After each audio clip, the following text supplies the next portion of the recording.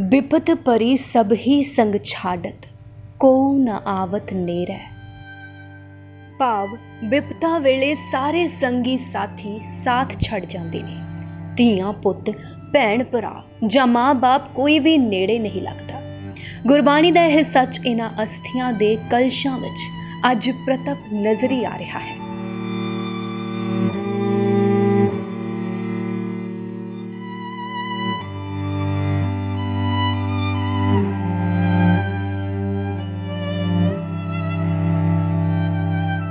यह कोरोना दा कहर है जां घोर कलयुग कि अज अपने अपनियां तो ना सिर्फ दूर नस रहे ने, सगों कोरोना नाल मौत होण उत्ते उन्हां दियां अंतिम रस्मां तो भी मूँह मोड़ते जा रहे ने। तस्वीरां रोपड़ दे एक शमशान घाट दियां ने, जिथे महीनिਆਂ ਤੋਂ ਦਰਖਤਾਂ ਉੱਤੇ ਟੰਗੇ ਕੁੱਜਿਆਂ ਵਿੱਚ अस्थियां उन्हां अपनियां दा इंतजार कर रहीਆਂ ने, जिन्हां दे लेखे उसने अपनी पूरी जिंदगी ला ਦਿੱਤੀ। पर इन्हां नूं हरिद्वार जां किरतपुर जाके जल प्रवाह करन वाला कोई नहीं आया। इसनूं कलयुग ना कहिए तां होर की कहिए कि कई कोरोना मृतकां दी तां अंतिम संस्कार वेले ना घर दा कोई जी शमशान घाट आउंदा है ते ना ही मृतक दे अंगीठे दी अरदास हुंदी है। वाहेगुरु जी का खालसा वाहेगुरु जी की फतेह। सिख धर्म दे विच ਸਾਡੇ ਗੁਰੂ ਸਾਹਿਬਾਨਾਂ ਨੇ ਸਾਨੂੰ ਸਾਰਿਆਂ ਨੂੰ ਉਪਦੇਸ਼ ਕੀਤਾ ਹੈ ਕਿ ਜਦੋਂ ਵੀ ਪ੍ਰਾਣੀ ਸੰਸਾਰ ਤੋਂ ਜਾਂਦਾ ਹੈ ਤਾਂ ਉਸ ਦੀ ਅੰਤਮ ਜਿਹੜੀ ਅਰਦਾਸ ਹੈ, ਸਭ ਤੋਂ ਪਹਿਲਾਂ ਜਦੋਂ ਪ੍ਰਾਣੀ ਘਰ ਤੋਂ ਤੋਰਦੇ ਆ ਉਸ ਵੇਲੇ ਅਰਦਾਸ ਕੀਤੀ ਜਾਂਦੀ ਹੈ। ਫਿਰ ਸ਼ਮਸ਼ਾਨ ਘਾਟ ਦੇ ਵਿੱਚ ਜਾ ਕੇ ਅਰਦਾਸ ਕਰਕੇ ਉਹਦੇ ਸਰੀਰ ਨੂੰ ਅਗਨ ਭੇਟ ਕੀਤੀ ਜਾਂਦੀ ਹੈ।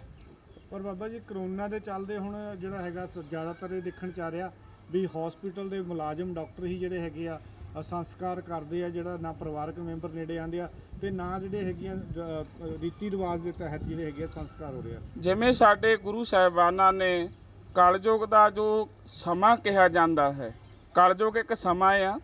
ਸਮੇਂ ਵਿੱਚ ਜਿਵੇਂ ਮਹਾਰਾਜ ਨੇ ਕਿਹਾ ਸੀ ਕਿ ਧੀ ਪੁੱਤਰ ਜਦੋਂ ਬਿਪਤ ਪਰੀ ਸਭ ਹੀ ਸੰਗ ਛਾਡਤ, ਕੋਉ ਨਾ ਆਵਤ ਨੇਰੇ।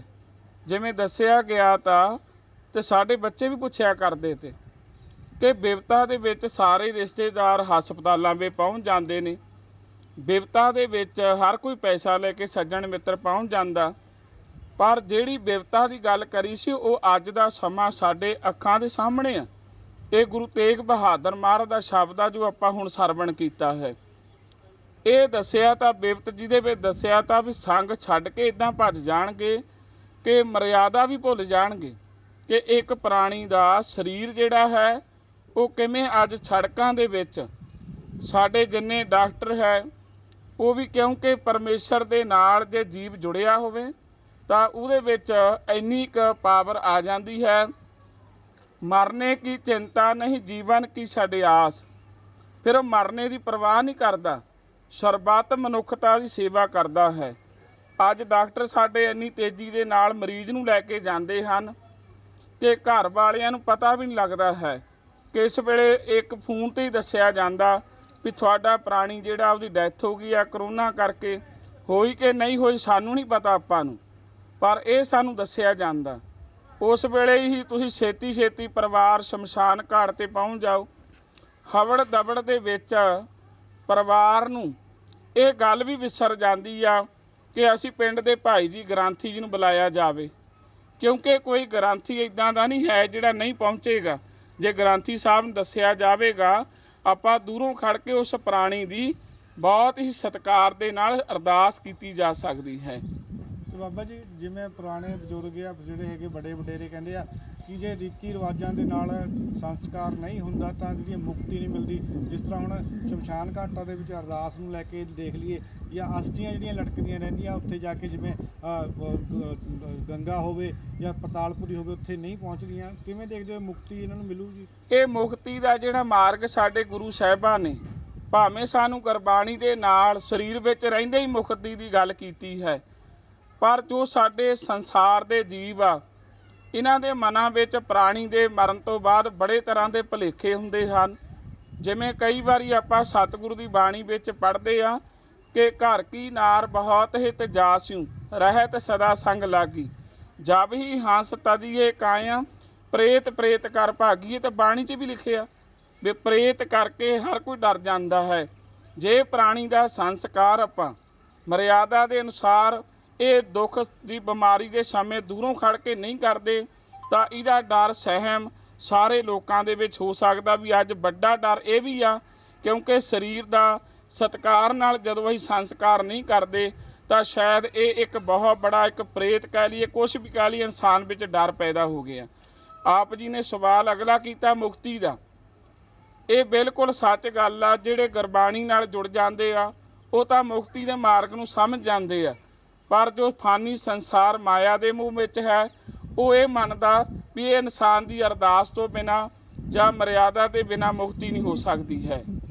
ਤੇ ਕਿਵੇਂ ਦੇਖਦੇ ਹੋ ਕਲਯੁਗ ਦੇ ਜਿਹੜੇ ਦਿਨ ਆਸਾਰ ਦਿਖ ਰਹੇ ਆ ਵੀ ਹਾਲਾਤ ਜਿਸ ਤਰ੍ਹਾਂ ਬਣ ਰਹੇ ਆ? ਜਿਵੇਂ ਸਤਿਗੁਰੂ ਮਹਾਰਾਜ ਦੀ ਧੁਰ ਕੀ ਬਾਣੀ ਨੇ ਸਾਨੂੰ ਦੱਸਿਆ ਹੈ, ਬਹੁਤ ਸਾਰੇ ਸਵਾਲ ਨੇ। ਉਹ ਸਵਾਲਾਂ ਦਾ ਜਵਾਬ ਅੱਜ ਕਰੋਨਾ ਦੇ ਸਮੇਂ ਸਾਡੇ ਸਾਹਮਣੇ ਸਾਡਾ ਮਨੁੱਖ ਬਣ ਚੁੱਕਿਆ ਹੈ। ਜਿੱਥੇ ਸਾਡੇ ਡਾਕਟਰ ਬਹੁਤ ਵੱਡਾ ਵੇਸਲਾਪਾਨੀ ਦੇ ਵਿੱਚ ਬਣਾ ਰਹੇ ਆ ਕਿਉਂਕਿ ਸਾਡੇ ਡਾਕਟਰ ਜਿੱਥੇ ਉਹਨਾਂ ਵਿੱਚ ਡਰ ਪੈ ਬਹੁਤ ਜ਼ਿਆਦਾ ਪੈਦਾ ਹੋਇਆ। ਪ੍ਰਾਣੀ ਨੂੰ ਐਸੇ ਤਰੀਕੇ ਨਾਲ ਮੈਨੂੰ ਸ਼ਬਦ ਵਰਤਣ ਸੋਭਾ ਨਹੀਂ ਲੱਗਦਾ ਕਿ ਕਿਵੇਂ ਉਸ ਲਾਸ਼ ਨੂੰ ਧੂੰਦੇ ਆ, ਖਿੱਚ ਧੂੰਦੀ ਹੈ। ਠੀਕ ਆ, ਰੋਗ ਨਾਲ ਗਿਆ, ਸਾਡੇ ਕੋਲ ਹੱਬ ਹੱਥ ਕੰਡੇ ਆ, ਵਰਤ ਸਕਦੇ ਅਸੀਂ ਆਪਣੇ। ਸਾਡੇ ਬਚਾਅ ਦੇ ਲਈ ਸਾਡੇ ਕੋਲ ਸਾਰੇ ਸਾਧਨ ਨੇ। ਉਸ ਸਰੀਰ ਨੂੰ ਬੇਸ਼ੱਕ ਸਾਨੂੰ ਕੁਝ ਮਜਬੂਰੀਆਂ ਕਰਕੇ ਤਤਕਾਲ ਵਰਤਣਾ ਪੈਂਦਾ, ਪਰ ਫਿਰ ਵੀ ਸਾਨੂੰ ਇੰਨੇ ਨਿਰਦਈ ਨਹੀਂ ਬਣ ਜਾਣਾ ਚਾਹੀਦਾ ਕਿ ਇਨਸਾਨ ਨੂੰ ਅੱਜ ਰੋਲਦਾ ਫਿਰੇ। ਜੇਕਰ ਹਿੰਦੂ ਧਰਮ ਦੀ ਗੱਲ ਕਰੀਏ ਤਾਂ ਕਈ ਹਿੰਦੂ ਮ੍ਰਿਤਕਾਂ ਦੀਆਂ ਅਸਥੀਆਂ ਵੀ ਸ਼ਮਸ਼ਾਨ ਘਾਟ ਵਿੱਚ ਹੀ ਪਈਆਂ ਨੇ, ਜਿਨ੍ਹਾਂ ਨੂੰ ਜਲ ਪ੍ਰਵਾਹ ਕਰਨ ਲਈ ਅੱਗੇ ਆਉਣ ਦੀ ਲੋੜ ਹੈ। ਦੇਖੋ, ਜਿਸ ਤਰ੍ਹਾਂ ਇਹ ਮਹਾਮਾਰੀ ਫੈਲੀ ਹੋਈ ਹੈ, ਇਸ ਮਹਾਮਾਰੀ ਦੌਰਾਨ ਬਹੁਤ ਜ਼ਿਆਦਾ ਜੋ ਸਥਿਤੀ ਇਸ ਤਰ੍ਹਾਂ ਦੀ ਬਣੀ ਹੋਈ ਹੈ ਕਿ ਕਈ ਲੋਕ ਜਿਹੜੇ ਹੈ ਜਿਨ੍ਹਾਂ ਦੇ ਰਿਲੇਟਿਵ ਹੈ, ਕੋਈ ਨਾਲ ਨਹੀਂ ਆ ਰਿਹਾ। ਸਰਕਾਰੀ ਡਿਪਾਰਟਮੈਂਟ ਦੇ ਲੋਕ ਆ ਕੇ ਸੰਸਕਾਰ ਕਰ ਰਹੇ ਆ ਔਰ ਉਹ ਕੋਈ ਵਿਧੀ ਪੂਰਵਕ ਸੰਸਕਾਰ ਹੋ ਨਹੀਂ ਰਿਹਾ। ਇਹਦੇ ਵਿੱਚ ਉਹਨਾਂ ਦਾ ਵੀ ਕੋਈ ਕਸੂਰ ਨਹੀਂ ਹੈ, ਲੇਕਿਨ ਇਸ ਸਥਿਤੀ ਨੂੰ ਦੇਖਦੇ ਹੋਏ ਜਿਸ ਤਰ੍ਹਾਂ ਹੁਣ ਕੁਝ ਅਸਥੀਆਂ ਵੀ ਸ਼ਮਸ਼ਾਨ ਘਾਟ ਦੇ ਵਿੱਚ ਹੀ ਮਿਲਦੀਆਂ, ਨਾਰਮਲੀ ਕੋਈ ਉਹਨੂੰ ਵਿਸਰਜਿਤ ਕਰਨ ਵਾਲਾ ਨਹੀਂ ਹੈ। ਬਟ ਜੇਕਰ ਸਹੀ ਤਰੀਕੇ ਦੇ ਨਾਲ ਉਹਨੂੰ ਆਪਾਂ ਵਿਸਰਜਿਤ ਕਰੀਏ, ਜਿੱਥੇ ਗੰਗਾ ਜੀ ਦੇ ਵਿੱਚ ਜਾ ਕੇ ਉਹਦਾ ਅਸੀਂ ਵਿਸਰਜਨ ਕਰੀਏ, ਉਸ ਤੋਂ ਬਾਅਦ ਉਹਨਾਂ ਦੀ ਜੋ ਵਿਧੀ ਪੂਰਵਕ ਭੇਵੇ ਦੇ ਵਿੱਚ ਜਾ ਕੇ ਉਹਨਾਂ ਦਾ ਆਪਾਂ ਪੂਜਾ ਪਾਠ ਕਰਕੇ ਵਿਧੀ ਪੂਰਵਕ ਉਹਦਾ ਆਪਾਂ ਹਵਨ ਕਰਵਾ ਦਈਏ ਤੇ ਉਹਦੇ ਨਾਲ ਜ਼ਰੂਰ ਉਹਨਾਂ ਆਤਮਾਵਾਂ ਨੂੰ ਮੋਕਸ਼ ਮਿਲੇਗਾ ਜਿਹੜੀਆਂ ਸਾਡੇ ਤੋਂ ਵਿਛੜ ਗਈਆਂ ਇਸ ਮਹਾਮਾਰੀ ਦੌਰਾਨ। ਤੇ ਮੇਰੀ ਇਹੀ ਅਪੀਲ ਹੈ ਜੋ ਜਥੇਬੰਦੀਆਂ ਸਾਡੀਆਂ ਹਿੰਦੂ ਧਰਮ ਜਾਂ ਸਨਾਤਨ ਧਰਮ ਦੇ ਨਾਲ ਜੁੜੀਆਂ ਹੋਏ ਕਿ ਜਿੰਨਾ ਅਸੀਂ ਅਗਰ ਕਰੋਨਾ ਕਾਲ ਦੇ ਵਿੱਚ ਕਿਸੇ ਨੂੰ ਟੱਚ ਨਹੀਂ ਕਰ ਸਕਦੇ, ਕਿਸੇ ਦੇ ਕੋਲ ਬੈਠ ਨਹੀਂ ਸਕਦੇ, ਪਰ ਸਾਨੂੰ ਇਸ ਮਹਾਮਾਰੀ ਦੌਰਾਨ ਜੋ ਵੀ ਇਹ ਛੋਟਾ ਜਿਹਾ ਇੱਕ ਉਪਰਾਲਾ ਕਰੀਏ ਕਿ ਜਿਹੜਾ ਕਰ ਸਕਦਾ ਹੈ ਉਸ ਅਸਥੀਆਂ ਨੂੰ ਅਸੀਂ ਅਗਿਆਤ ਵਿਅਕਤੀ ਦੀ ਅਸਥੀ ਨੂੰ ਵੀ ਅਸੀਂ ਜਾ ਕੇ ਉੱਥੇ ਵਿਸਰਜਿਤ ਕਰਵਾਈਏ ਤਾਂ ਕਿ ਉਸ ਵਿਅਕਤੀ ਨੂੰ ਮੋਕਸ਼ ਮਿਲੇ, ਉਸ ਆਤਮਾ ਨੂੰ ਮੋਕਸ਼ ਮਿਲੇ ਜੋ ਇਸ ਮਹਾਮਾਰੀ ਦੌਰਾਨ ਸਾਨੂੰ ਛੱਡ ਕੇ ਚਲੇ ਗਏ। ਸੱਚ ਆ ਜਿਹੜਾ ਦੁਨੀਆਦਾਰੀ ਕਿਸ ਤਰ੍ਹਾਂ ਸਾਹਮਣੇ ਦੇਖਦੇ ਹੋ ਕਿ ਜਿਹੜਾ ਕਰੋਨਾ ਨੇ ਸਾਹਮਣੇ ਲਿਆਂਦਾ ਸਾਰਾ ਕੁਝ? ਕਰੋਨਾ ਕਾਲ ਨੇ ਸਾਨੂੰ ਇਹ ਚੀਜ਼ ਬਿਲਕੁਲ ਸਪਸ਼ਟ ਦਿਖਾਈ ਹੈ ਕਿ ਇਸ ਮਹਾਮਾਰੀ ਨੇ ਇਹ ਸਾਫ਼ ਕਰ ਦਿੱਤਾ ਕਿ ਕੋਈ ਵੀ ਰਿਸ਼ਤਾ ਜੋ ਹੈ ਉਹ ਚਿਰਜੀਵੀ ਰਿਸ਼ਤਾ ਨਹੀਂ ਹੈ। ਹਰ ਵਿਅਕਤੀ ਜਦੋਂ ਇਸ ਮਹਾਮਾਰੀ ਦਾ ਪਤਾ ਚੱਲਦਾ ਇੱਕ ਦੂਸਰੇ ਤੋਂ ਪੱਲਾ ਛਡਾਉਣ ਦੀ ਕੋਸ਼ਿਸ਼ ਕਰਦਾ ਔਰ ਹਰ ਵਿਅਕਤੀ ਇੱਕ ਦੂਜੇ ਤੋਂ ਇੱਕ ਦੂਰੀ ਬਣਾ ਕੇ ਰੱਖਦਾ। ਤੇ ਮੇਰਾ ਇਹੀ ਵਿਚਾਰ ਹੈ ਅੱਜ ਦੀ ਦੁਨਿਆਵੀ ਦੁਨੀਆ ਨੂੰ ਦੇਖਦੇ ਹੋਏ ਕਿ ਜਿੰਨਾ ਅਸੀਂ ਪਰਮਾਤਮਾ ਦਾ ਸਿਮਰਨ ਕਰੀਏ, ਜਿੰਨਾ ਅਸੀਂ ਆਪਣੇ ਆਪ ਨੂੰ ਧਰਮ ਦੇ ਕਾਰਜਾਂ ਦੇ ਵਿੱਚ ਲਗਾਈਏ ਔਰ ਇਸ ਮਹਾਮਾਰੀ ਦੇ ਵਿੱਚ ਜਨ ਦੀ ਜੋ ਸੇਵਾ ਕਰ ਸਕਦੇ ਆ ਅਸੀਂ ਇਹੀ ਸਾਨੂੰ ਕਰਨੀ ਚਾਹੀਦੀ ਆ ਰਿਹਾ। ਕਰੋਨਾ ਦਾ ਡਰ ਤਾਂ ਇੰਨਾ ਹੋ ਗਿਆ ਜੀ, ਸਪਸ਼ਟ ਜਾ ਕੇ ਗੱਲਬਾਤ ਕਰਨ ਤੋਂ ਦੂਰ ਬੰਦਾ ਫੋਨ ਕਰਨ ਤੋਂ ਵੀ ਡਰਦਾ। ਕੀ ਲੱਗਦਾ ਪਰਮਾਤਮਾ ਕਿਤਨਾ ਕਿਤੇ ਬੰਦੇ ਨੂੰ ਇੱਕ ਦਿਖਾ ਰਿਹਾ ਕਿ ਜਿਹੜਾ ਹੈਗਾ ਰੱਬ ਦਾ ਨਾਮ ਸਭ ਤੋਂ ਸਪਸ਼ਟ ਹੈ? ਬਿਲਕੁਲ ਜੀ, ਪਰਮਾਤਮਾ ਸਭ ਨੂੰ ਪਤਾ ਹੈ ਕਿ ਸਰਵਸਵ ਹੈ ਔਰ ਜਿੰਨਾ ਅਸੀਂ ਨੇਚਰ ਦੇ ਨਾਲ ਛੇੜਛਾੜ ਕਰ ਰਹੇ ਹੈ, ਜਿੰਨਾ ਅਸੀਂ ਪਵਨ ਗੁਰੂ ਪਾਣੀ ਪਿਤਾ ਮਾਤਾ ਧਰਤ ਮਹਤ ਜਿਹੜੀ ਸਾਡੀ ਅਸੀਂ ਇਸ ਆਸਥਾ ਨੂੰ ਛੇੜ ਰਹੇ ਹੈ ਔਰ ਜਿੰਨਾ ਅਸੀਂ ਕੁਦਰਤ ਦੇ ਨਾਲ ਛੇੜਛਾੜ ਕਰ ਰਹੇ ਔਰ ਪਰਮਾਤਮਾ ਨੂੰ ਅਸੀਂ ਇਹ ਦਿਖਾ ਰਹੇ ਕਿ ਪਰਮਾਤਮਾ ਨਹੀਂ ਹੈ। ਅੱਜ ਪਰਮਾਤਮਾ ਨੇ ਆਪਣਾ ਅਸਤਿਤਵ ਦਿਖਾਇਆ ਹੈ ਇਸ ਮਹਾਮਾਰੀ ਦੇ ਰੂਪ ਵਿੱਚ ਇਨਸਾਨ ਨੂੰ ਇਹ ਦੱਸਿਆ ਕਿ ਜੇਕਰ ਪਰਮਾਤਮਾ ਆਪਣੀ ਆਈ ਤੇ ਆ ਜਾਏ ਤਾਂ ਕੋਈ ਰਿਸ਼ਤਾ ਕੰਮ ਨਹੀਂ ਆਉਂਦਾ, ਕੋਈ ਤਾਕਤ ਕੋਈ ਪੈਸਾ ਕੁਝ ਵੀ ਕੰਮ ਨਹੀਂ ਆਉਂਦਾ। ਫਿਰ ਬੰਦਾ ਅਰਦਾਸ ਹੀ ਕਰਦਾ ਕਿ ਹੇ ਵਾਹਿਗੁਰੂ, ਹੇ ਪਰਮਾਤਮਾ, ਹੇ ਮੇਰੇ ਮਹਾਰਾਜ ਇੱਕ ਵਾਰ ਬਚਾ ਲੈ, ਉਸ ਤੋਂ ਬਾਅਦ ਮੈਂ ਕੋਈ ਪਾਪ ਦਾ ਕੰਮ ਨਹੀਂ ਕਰਦਾ। ਸ਼ਮਸ਼ਾਨ ਘਾਟ ਵਿੱਚ ਨਿਤ ਅੰਤਿਮ ਸੰਸਕਾਰ ਕਰਵਾਉਂਦੇ ਵਿਅਕਤੀ ਨੇ ਦੱਸਿਆ ਕਿ ਕੋਰੋਨਾ ਨਾਲ ਮਰਨ ਵਾਲੇ ਵਿਅਕਤੀਆਂ ਦੇ ਸੰਸਕਾਰ ਵਿੱਚ ਬਹੁਤੀ ਵਾਰ ਪਰਿਵਾਰ ਦਾ ਕੋਈ ਜੀ ਸ਼ਾਮਲ ਤੱਕ ਨਹੀਂ ਹੁੰਦਾ ਤੇ ਨਾ ਹੀ ਬਾਅਦ ਵਿੱਚ ਉਸ ਦੀਆਂ ਅਸਥੀਆਂ ਲੈਣ ਲਈ ਆਉਂਦੇ ਨੇ। उसमें भाई एम्बुलेंस पे बंदे खुद आते हैं, वो किटे पा के आते हैं, वो करते हैं, परिवार वाला कोई नेड़े भी नहीं जाता। हाँ जी। तो जैसे आम लोगों के साथ जो रीति रिवाज के साथ होता है कैसे होता है और इनके साथ कैसे होता है? रीति रिवाज में जब हिंदू मरते हैं तो उनके साथ पंडित आता है, सब अच्छी विधि से काम करवाता है, और जो अपने सिख ईसाई हैं उनमें मतलब पार्टी आता है, अरदास करता है, बहुत अच्छे हिसाब से रिवाज से काम होता है। लेकिन कोरोना वाला तो ये तो कोई मुक्ति ही नहीं है। तो उनकी अस्थियां कैसे पड़ी रहती हैं? अस्थियाँ भाई अगर किसी के दिल में आ गया तो ले गया, और नहीं तो 6-6 महीना पड़ी रहती है। अपना तो नेड़े बढ़ता ही नहीं है, डैडी मर जाए बेटा भी हाथ नहीं लगाता है। तो जो लोग पहले जफ्फियां डालते थे नहीं जी, कुछ नहीं, अब कुछ नहीं, वो तो दूर खड़े रहते हैं, गेट से अंदर भी नहीं बढ़ते हैं जी परिवार वाले। वो जो किटे पा के आते हैं, डॉक्टर लोग या एम्बुलेंस पर लेके आते हैं, बस वही उसको भट्टी में रखते हैं, वही लक्कड़ लगाते हैं, वही मतलब दाग लगाते हैं, बस किटे उतारी भट्टी में पा दी, चल भाई।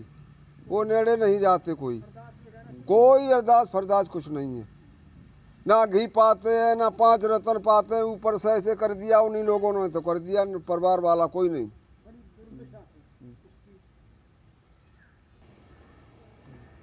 हाँ जी, जो अंतिम समय में जो मरते हैं उनकी दुर्दशा ही है। ऐसा ये कलयुग आया, ऐसा ये कोरोना आया है। ਇਸ ਵਿੱਚ ਕੋਈ ਦੋ ਰਾਏ ਨਹੀਂ ਹੈ ਕਿ ਪਿਛਲੇ ਕਰੀਬ 1.5-2 ਸਾਲ ਦੇ ਸਮੇਂ ਵਿੱਚ ਕੋਰੋਨਾ ਵਾਇਰਸ ਕਾਰਨ ਫੈਲੇ ਡਰ ਅਤੇ ਸਹਿਮ ਦੇ ਮਨੁੱਖੀ ਰਿਸ਼ਤਿਆਂ ਦੇ ਮਾਇਨੇ ਹੀ ਖਤਮ ਕਰ ਦਿੱਤੇ ਨੇ। ਇਸ ਵਾਇਰਸ ਨੇ ਸਿਰਫ ਇਨਸਾਨ ਹੀ ਨਹੀਂ, ਇਨਸਾਨੀਅਤ ਵੀ ਮਾਰ ਕੇ ਰੱਖ ਦਿੱਤੀ ਹੈ। ਇੰਜ ਮਹਿਸੂਸ ਹੋਣ ਲੱਗਾ ਹੈ ਕਿ ਕੋਰੋਨਾ ਵਾਇਰਸ ਦੇ ਖਾਤਮੇ ਲਈ ਸਰੀਰਕ ਦਵਾਈਆਂ ਦੇ ਨਾਲ-ਨਾਲ ਰਿਸ਼ਤਿਆਂ ਦੀ ਮੁਰੰਮਤ ਕਰਨ ਵਾਲੀ ਸੰਜੀਵਨੀ ਬੂਟੀ ਦੀ ਵੀ ਅਤਿਅੰਤ ਲੋੜ ਹੈ। ਰੋਪੜ ਤੋਂ ਸੱਜਣ ਸੈਣੀ ਦੀ ਰਿਪੋਰਟ, ਦਰਸ਼ਨ TV।